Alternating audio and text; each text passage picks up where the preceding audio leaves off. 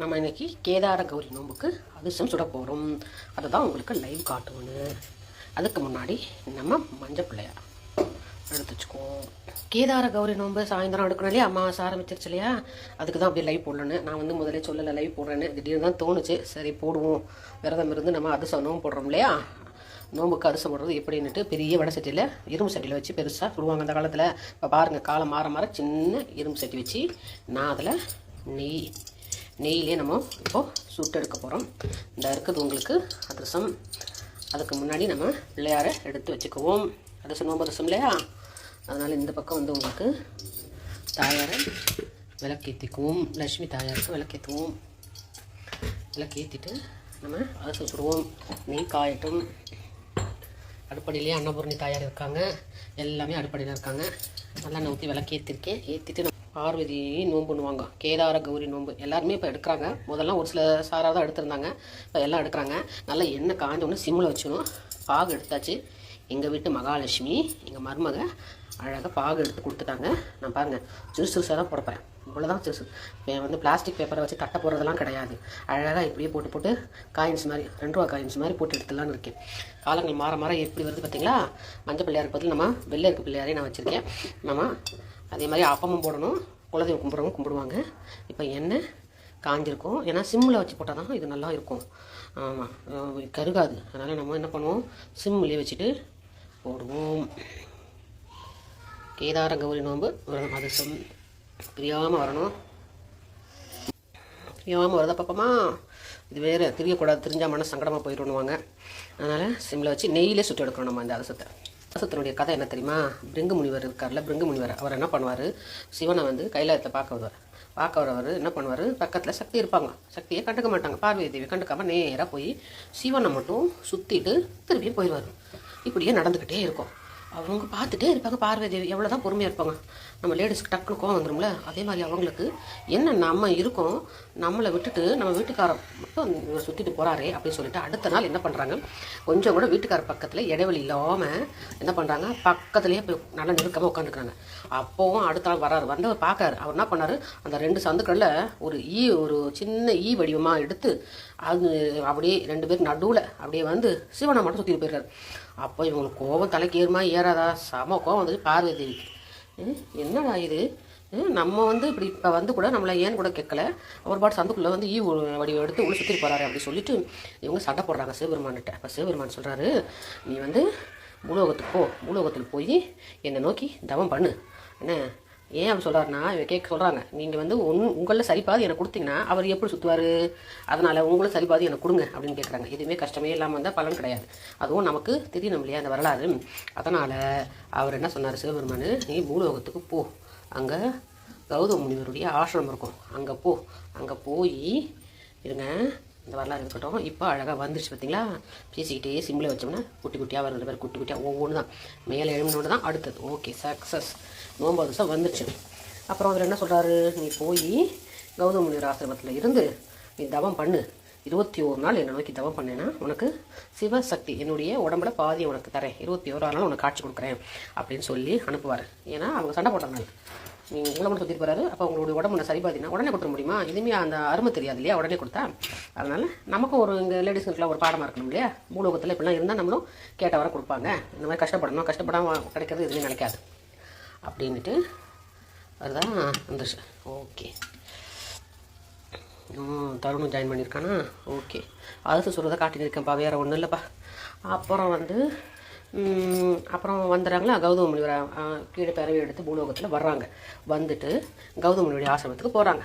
கௌதம முனிவர் என்ன சொல்கிறாரு, எப்படி நீங்கள் விரதம் இருக்கணும்னு சொல்லிட்டு பார்வதி தேவிக்கு சொல்கிறார். அதாவது 21 நாள் 21 மஞ்சக்கயிறு, அந்த 21 மஞ்சக்கயிறு ஒவ்வொருத்துலையும் ஒவ்வொரு முடிச்சு 21 முடிச்சு என்ன, அப்புறம் அரளி பூக்கள், அப்புறம் அச்சு வெல்லம், எல்லாம் வச்சு தாமரை மலர்கள் எல்லாம் வச்சு நீ அம்மனை வச்சு 21 நாள் கும்பிடு. 21ஆம் நாள் சிவபெருமான் வந்து உனக்கு சிவசக்தி, சிவனுக்கு பாதி உனக்கு கொடுப்பார் அப்படின்னு சொல்லவும் கடுமையாக வந்து விரதம் இருந்தாங்களாம். விரதம் இருந்து சிவனை நோக்கி விரதம் இருக்கிறாங்க. 21ஆம் நாள் சிவபெருமான் வந்து என்ன பண்ணுறாரு, தன்னுடைய உடம்புல சரிபாதியை அமாவாசையில் கொடுக்குறாரு. அதாவது பௌர்ணமியில் ஆரம்பித்து அமாவாசை பௌர்ணமிக்கு முன்னாடியே வந்துடும் உங்களுக்கு. 21 நாள் கிடக்குன்னா 15 நாள் தானே அமாவாசை, அதுக்கு முன்னாடி ஒரு 5 நாள் எடுத்துக்கோங்க.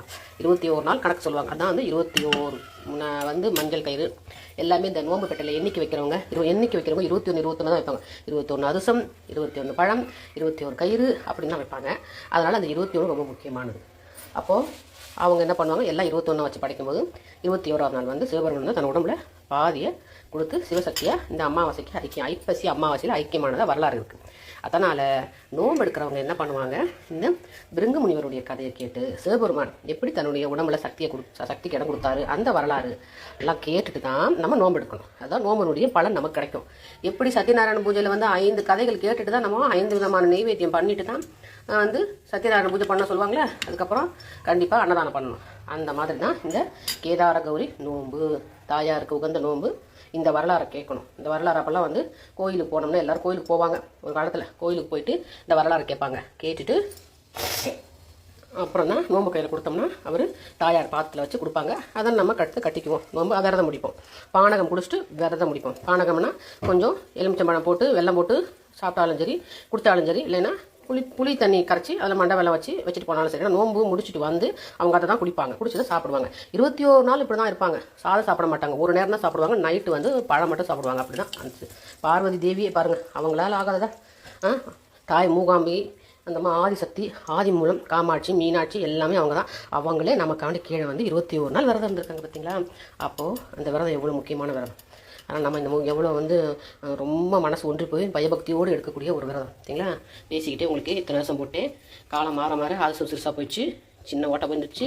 அப்போ தான் 2 பக்கம் வேகும். நெய்யில் பாத்திரமும் சிறுசாக போயிடுச்சு. பெரிய பாத்திரம் சின்ன பாத்திரம் ஆயிடுச்சு. இரும்பு சட்டியில் வச்சு பண்ணணும். அதுக்கும் ஒரு சொல்லுவாங்க ராகு கேதுன்னு சொல்லுவாங்க. ராகு கேது இரும்பு எண்ணெய்கள் ராகு கேது சொல்லுவாங்க. அதனால தான் வந்து தீபாவளிக்கு வந்து அந்த ராசி பிரகாரம் பண்ணுங்க நல்லதுன்னு சொல்கிறது. முன்னோர்கள் எது சொன்னாலும் ஒரு அர்த்தம் இருக்கும். நம்ம தான் இப்போ அதை கண்டுக்கிறதில்ல. போங்க இந்த கதை வாங்கி அந்த கதையில் விட்டுட்டு போயிடும். காரணம் தெரியாது, பண்ணிக்கிட்டே இருக்கிறோம். அது ஒன்று பாருங்கள். நல்லா நெய்யில் வச்சுன்னா கையிலே பண்ணிடலாம். இதுக்கெல்லாம் பேப்பர் தேவையில்லை. எவ்வளோ ஈஸியாக பாருங்களேன். இதை உட்காந்து என்ன ஒருத்தர் தட்டி கொடுக்க, இன்னொருத்தர் எண்ணெயில் போட, அடுத்தவங்க அந்த எண்ணெயை பிழிய ஒரு காலத்தில் எப்படியெல்லாம் இருக்கும் இல்லை? இப்போ பாருங்கள் எவ்வளோ ஈஸியாக. அதனால தான் உங்களுக்கு காட்டுறேன் வரலாறு. பார்வதி தேவி கேதார கௌரி வரலாறு சொல்லிகிட்டே உங்களுக்கு நான் அரசு சுட்டுட்டேன். சுட்டாச்சா? சூப்பராக சின்னதாக சுட்டாச்சு. எங்களுக்கு வந்து ஏகானோம்பு பிடிக்கணக்கு. அதனால் 3 வாட்டி போட்டால் போதும். 21 கிடையாது. எங்களுடைய நோம்பு பெட்டை இதுதான். இதை நான் இப்போ நல்லா க்ளீன் பண்ணி கழுவிட்டு 5 மணிக்கு மேலே கும்பிடணும். தாயாருக்கு விளக்கேற்றி முறையாக பிள்ளையாரை வச்சு நோம்பு சுட்டு எடுத்தாச்சு. நீ பாருங்க இன்னும் இவ்வளோ இருக்குது. மருமக தான்ப்பா எடுத்து கொடுத்தா. எங்கள் வீட்டு மகாலட்சுமி சூப்பராக எடுத்து கொடுத்துட்டாப்பா நோம்பு. இது பாகம் எடுத்து கொடுத்தது. எனக்கெல்லாம் பாகம் அவ்வளோ வராது. ஒரு சமயம் தெரிஞ்சிருமா, அப்புறம் பயமாக இருக்கும். ஆனால் சங்கடமாக இருக்கும். ஆனால் நான் எடுக்க மாட்டேன். அதனால் அவள் வந்ததுலேருந்து அவள் தான் எடுத்து கொடுக்குறா. சூப்பர். அவளுக்கு ஒரு நன்றி சொல்லிக்குவோமா எங்கள் வீட்டு மகாலட்சுமிக்கு? ஆமாப்பா. ஓகே. அதுதான் இப்போ நம்ம கதை கேட்டுக்கிட்டு அதை சுட்டு எடுத்துட்டோம். அதுக்கப்புறம் குலதெய்வத்துக்கு கும்பிடணும்னு நான் இதே எண்ணெயிலே உங்களுக்கு அப்பமும் சுட்டு எடுத்தாச்சு. இதையும் நம்ம நோம்புப்பெட்டில் வைக்க வேண்டியதான். நோம்புப்பெட்டில் என்னென்ன வைக்கிறன்றதையும் உங்களுக்கு நான் இன்ஸ்டாகிராமில் லைவ் போடுறேன். ஆனால் டைம் தெரியாது. நம்ம ஃபேமிலி மேனாக இருக்கிறதுனால எப்போ என்னன்னு சொல்ல முடியாது. சாயந்தரம் எப்படியும் 5 மணிக்கு மேலே உங்களுக்கு வந்து உள்ளே என்னென்ன வைக்கிறாங்க, அப்போ என்னென்ன வைக்கணும், நாங்கள் என்ன வைப்போம், எல்லாரும் இப்படி வைப்பாங்கன்னு சொல்ல முடியாது. அதைப்பா இது பண்ணுங்கள், ஒவ்வொருத்தருக்கும் ஒவ்வொரு மாதிரி. நான் என்னென்ன வைப்பேன் இப்போ ஜெனரலாக சொல்லும்போது இதில் அடியில் ஒரு வாழையில் வச்சுக்குவேன். பிள்ளையார் தூக்கி உள்ளே வச்சுக்க வேண்டியதான், மஞ்சள் பிள்ளையார். அதுக்கப்புறம் அதை கொஞ்சம் அருகும்புல் வைக்க வேண்டியதான். அதுக்கப்புறம் அதை வைக்க வேண்டியதான். அப்புறம் உள்ள அச்சு வெல்லம், எலுமிச்சம்பழம், நெல்லிக்காய், காதோல கருமணி, நோம்பு கயிறு, ஊதுபத்தி, சூடம், அச்சு வெல்லம், அப்புறம் வந்து பழத்தில் பாக்கு, பழம், இதெல்லாம் உள்ள வைப்பாங்க. ஓகே. காலையாக அது சுட்டு கதை சொல்லிட்டு பார்த்தீங்களா? கதை சொல்லி முடிச்சாச்சு. இதுதான் இந்த கதையை கேட்டு நம்ம நோம்பு எடுக்க வேண்டியதான். எல்லாரும் இன்றைக்கி சாயந்தரம் எடுக்கிறாங்க. ஒரு சில பேர் நாளைக்கு காலையில் எடுக்கிறாங்க. நைட்டு ஃபுல்லாக அமாவாசை நிறைஞ்சிருக்கணும், அப்போ தான் எடுக்கணும். நாங்கள் சில பேர் காலையில் உஷா வெளில வந்து அமாவாசை இருக்கணும், அப்போ தான் கணக்குனாங்க. சரி எப்படியோ ஓகே. நம்ம ஃபோன் பண்ணி சொந்தக்காரங்களை கேட்டதில் எல்லோரும் இன்றைக்கி தான் எடுக்கிறாங்க. சரி நம்மளும் ஊரோட ஒத்து போயிடுவோம், எடுத்துருவோம். காலையில் நம்ம கும்பிட்டாச்சு, எல்லாம் சாப்பிட்டாச்சு. இப்போ 5 மணிக்கு மேலே உங்களுக்கு கேதார கௌரி நோன்பு எடுக்க போகிறோம். ஓகேவாப்பா? சூப்பராக அதிசயம் வந்துச்சு. ரொம்ப சந்தோஷம்.